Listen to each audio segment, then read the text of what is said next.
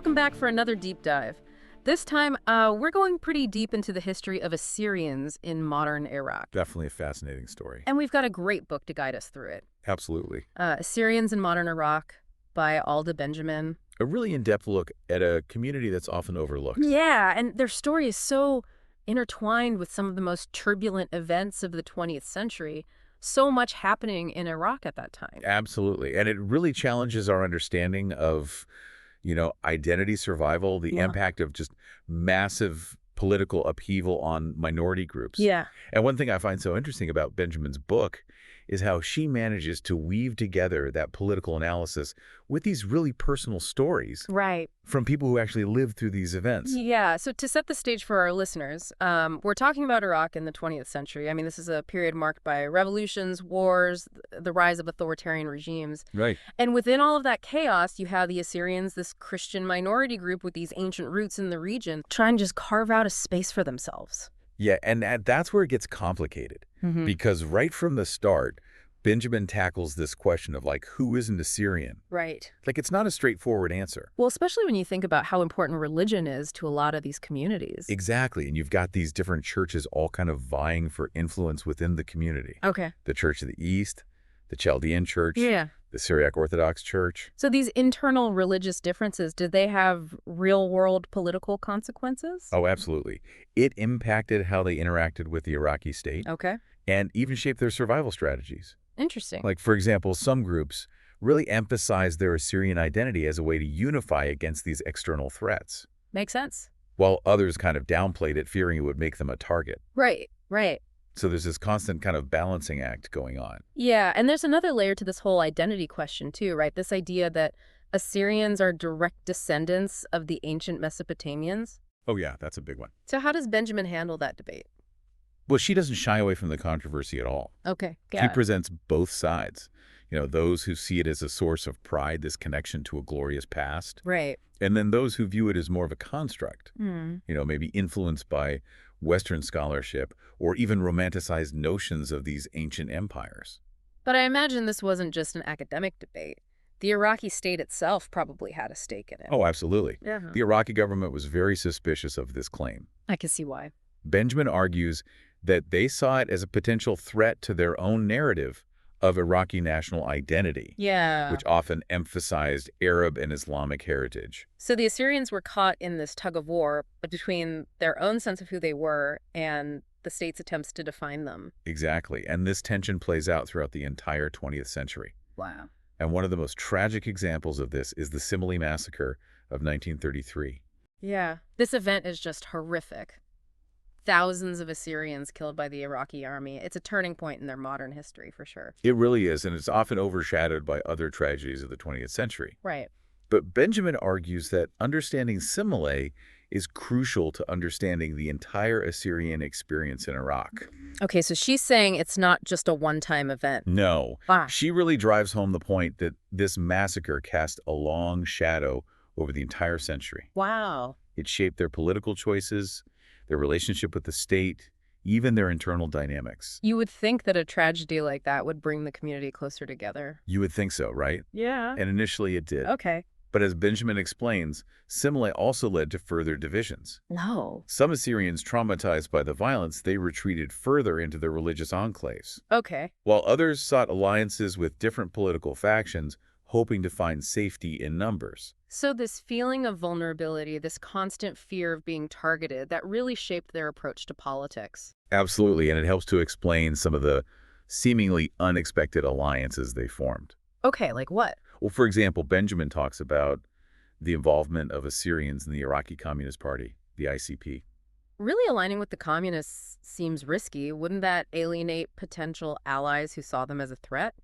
It was definitely a gamble. Yeah. But for some Assyrians, like the communist leader Abu Baz, the ICP, offered a platform, to fight Okay. for social justice and to challenge the very structures that had marginalized That them. makes sense. And you have to remember, this is a period of immense social and political upheaval in Iraq. Right, the old order was crumbling, new ideologies were taking root. Exactly, and the book highlights these fascinating figures who are navigating this really complex landscape. Yeah. Tumatumis, for instance. Okay. His memoirs offer these incredible insights into the Assyrian experience within the communist movement. Wow. He talks about working for the Iraq Petroleum Company, the IPC, and being involved in labor activism. So their experiences were really diverse. Yeah, and they were trying to carve out a space for themselves within these larger political movements. Okay, so we've got this internal struggle over identity, the trauma of the Simele massacre, and now this foray into communist politics. It seems like the Assyrians were constantly facing these impossible choices. They were. And as the situation in Iraq became even more volatile, those choices became even more fraught with risk. Like what kind of risks? Well, consider their involvement in the Kurdish uprising against the Iraqi government. Okay, so this is a period of intense conflict. The Kurds are fighting for autonomy. The Iraqi state is responding with brutal force. Exactly. And the Kurds offered the Assyrians an alliance against this common enemy. On the surface, that makes sense. Right. But as Benjamin points out, the relationship was much more complex. Okay, how so? Well, she uses the story of Margaret George, a female Assyrian fighter, Okay, to illustrate the complexities of this alliance. so what happened to her? Her story is both inspiring and tragic. She was empowered by the fight, but ultimately her death, which is still shrouded in controversy, highlights the precarious position of the Assyrians within the Kurdish movement. So they were walking this tightrope trying to find allies without compromising their own goals. That's a great way to put it. And as we move into the latter half of the 20th century, this balancing act becomes even more challenging with the rise of the Ba'ath Party. Yeah, the Ba'ath regime was notoriously brutal, so how did they approach this whole Assyrian question? It's a fascinating and disturbing story.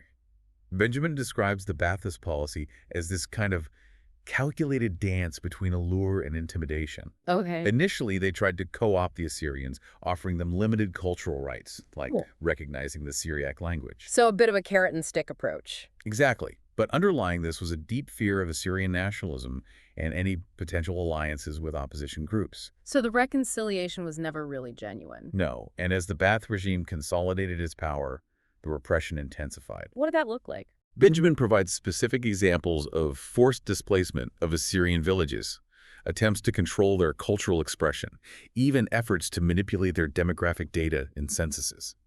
So no matter where they turned, they were facing some form of pressure or control, but they didn't just sit back and accept it, right? No, they didn't. The book talks about cultural resistance, Yes. using platforms like the Assyrian Cultural Club and their magazine, Mordina Aturaya, to push back against the Ba'athist narrative. Exactly. It's a fascinating example of how they used culture as a form of resistance. I think that's a great place to pick up in our next segment. I agree. We'll delve into how they used culture as this weapon and how a new generation of Assyrian activists emerged, determined to fight for their rights, even if it meant taking up arms. It's a powerful story of resilience and determination. So this Assyrian Cultural Club, right? Right. Even though it was established under the watchful eye of the Ba'ath regime, Right. it became this fascinating example of how they managed to resist and maintain their identity. Yeah. Benjamin calls it a space of contested narratives. Yeah, that's a great way to put it, because they were using culture as a weapon against the Ba'athist attempts to erase them. But how do you challenge an authoritarian regime through a cultural magazine? Right. It's not like they could openly criticize Saddam Hussein in the pages of Mordina Aturaya Right. as a very delicate dance. Yeah, I bet. Benjamin highlights how they use nuanced language, historical allusions, even seemingly innocuous folktales to subtly push back against that Ba'athist narrative. And remind me again, what exactly was that narrative that the regime was promoting? Well, they were really pushing this idea of a unified Iraqi identity, Right. rooted in Arab and Islamic heritage, often downplaying or even erasing the contributions of minority groups. And the Assyrians were using Mordina Aturaya to challenge that. Precisely. One example that Benjamin cites is how they published these articles celebrating the Abbasid era, Okay. which, was a period often touted by the Ba'ath regime as this golden age of Arab Islamic rule. Right. But the Assyrians very cleverly framed it in a way that emphasized Assyrian contributions to that era. I see. Their role in translating Greek texts, their involvement in commerce, and their coexistence with Arab rulers. So they were co-opting the regime's own narrative and using it to argue for Assyrian inclusion, their rightful place within Iraqi history. Exactly. It was very clever. Yeah. But of course, they faced pushback. Yeah, I can't imagine the Ba'ath regime being too happy about this. Oh, they faced constant pressure. Like what? Well, Benjamin mentions instances where the Ba'ath Party tried to censor articles, pressure editors, and even planted informants within the club. Wow, so it was a constant game of cat and mouse. It really was. But they persisted, and it really speaks volumes about their determination to keep their culture and identity alive, even under such difficult circumstances. Absolutely. And it wasn't just the magazine, right? Benjamin also talks about how they used music as a form of resistance. Yes, music became another important avenue for expressing their discontent and preserving their heritage. Right. The Assyrians have such a rich musical tradition. They do, and Benjamin gives examples of songs that subtly lamented the destruction of their villages, celebrated their ancient roots, and even criticized the regime's policies, all veiled in metaphors and symbolism, of course. So it wasn't just about passive preservation. They were actively creating these new cultural products, finding ways to express their Assyrian identity in a modern context. And they're doing all of this under the very nose of a regime that's trying to erase them. Exactly. It was a form of cultural resilience, a refusal to be silenced. That's amazing. And it's important to remember that this wasn't happening in a vacuum. Right. While they were engaging in these more subtle forms of resistance, a more overt political movement was gaining momentum. The Syrian Democratic Movement, or ADM. Right. The ADM, this seems like a significant shift from earlier forms of Assyrian political activism. It absolutely was. Unlike previous movements, the ADM advocated for armed struggle and joined forces with the broader Iraqi opposition, which at this point included various groups opposed to the Ba'ath regime. They established bases in the liberated areas, those pockets of territory in the north that were outside of Ba'athist control. So for our listener who might not be familiar with the geography of the conflict, we're talking about the Kurdish-controlled areas in northern Iraq where various groups were fighting for autonomy from the central government. Precisely. And the ADM, by joining this fight, was making a very bold statement. Yeah. They published their own newspaper, Bara, and actively recruited young Assyrians to their cause, advocating for a free and democratic Iraq, where Assyrians would have equal rights and recognition. So they were fighting on multiple fronts, militarily, politically, and in the realm of culture and identity. But the Ba'ath regime was ruthless. They were? How did they respond to this growing Assyrian resistance? With brutality, as you might expect. Benjamin details how the Ba'ath regime targeted the ADM, arresting, torturing, and even executing members. It's a chilling reminder of the risks these activists were taking and the sacrifices they made for their cause. Yes. But despite the repression, they didn't back down, did they? No, they didn't. They actually made a concerted effort to reach out to the international community. Yet Benjamin highlights how the ADM understood the power of international attention. Yeah. They worked tirelessly to raise awareness of the Assyrian plight, lobbying Western governments, human rights organizations, and even the United Nations, Wow. trying to garner support and put pressure on the Iraqi regime. So they were fighting not just for survival, but for recognition, for their right to exist as a distinct people. That's a great way to put it. It's a powerful testament to their determination. Okay, so we've seen how the Assyrians use cultural platforms like Mordina Ataraya to challenge the Ba'athist narrative, and how the emergence of the ADM marked a turning point in their struggle for self-determination. But I'm curious to hear more about how they managed to preserve their cultural traditions amidst this constant pressure. How did they keep their language, their music, their stories alive in the face of such adversity? That's a great question, and it's a story of incredible resilience and creativity. Even under the most difficult circumstances, they found ways to adapt, to innovate, and to ensure that their heritage would be passed on to future generations. They established these underground schools to teach the Syriac language. Wow. They organized clandestine cultural events. So they had to be really careful. Oh, yeah. They used simple things like storytelling, traditional craft, just to keep those traditions alive. So they were finding these ways to pass on their knowledge and traditions even when they couldn't do so openly. Exactly. They understood that culture isn't just about, grand gestures or formal institutions. It lives in those everyday practices. Right. The stories we tell, the songs we sing, the ways we connect with our past. It's a reminder that cultural preservation happens at multiple levels, from the grassroots all the way up to the global. Absolutely. And speaking of global, the book highlights the crucial role played by the Assyrian diaspora during this period. Oh, yeah.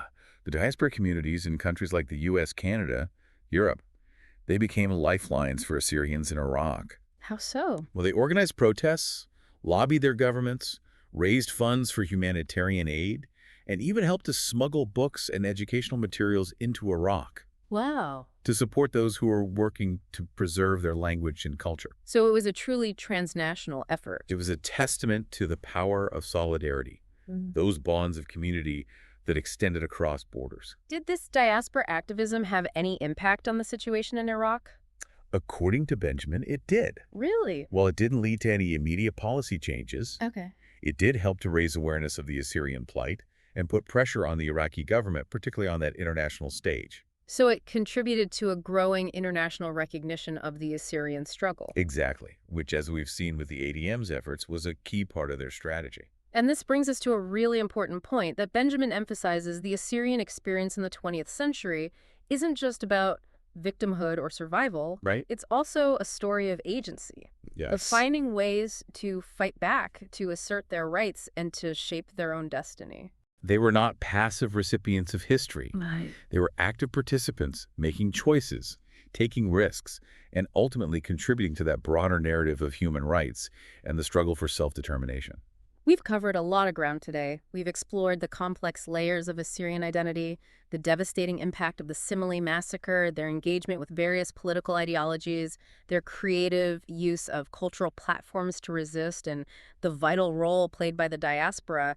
It's been a truly fascinating journey. It really has, and it's a story that has such profound implications for how we understand identity conflict and the enduring power of culture. Absolutely. So as we wrap up, what stands out to you as the most important thing for our listener to take away from this deep dive? I think the key takeaway is that history isn't just this collection of facts and dates.